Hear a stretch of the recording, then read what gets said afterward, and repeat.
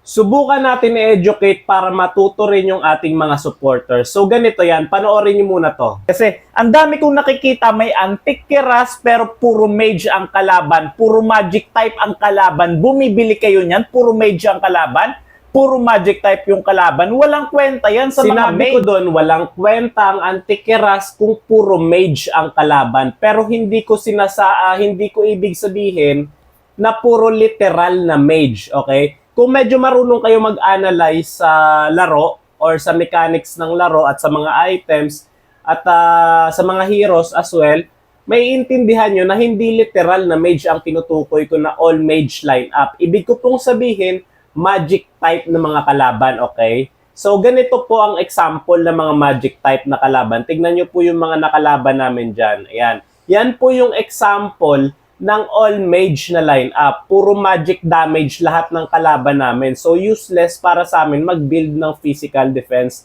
or ng Antikyras. O ano ba, kahit anong physical items, walang kwenta kasi puro magic type nga. All mage lineup tawag dyan, okay? Kasi lahat sila magic damage dealers. Pero may mga nag-comment at try natin sila i-educate, wag natin silang i-bash. Sabi nila dito, madadodge daw ang laro kapag puro mage ang kalaban.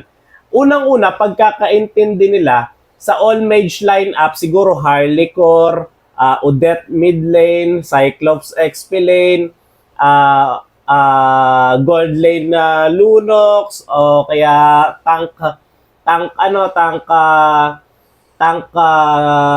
sino pa ba mga mage? Tank Eve, mga ganon siguro nasa isip nila.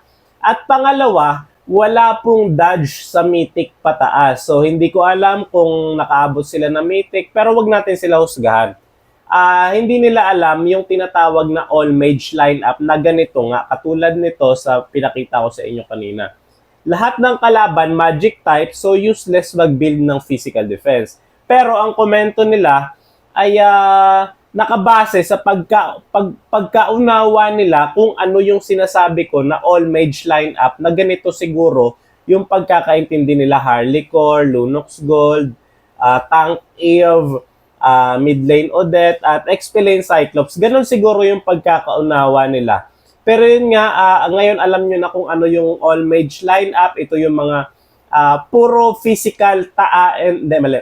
Yung all mage lineup ay puro magic type na kalaban, okay? Yung mga Gatot Kacha, Nathan, Kimi, lahat yan. Basta pinagsama-sama mo. Julian, magic type rin yan.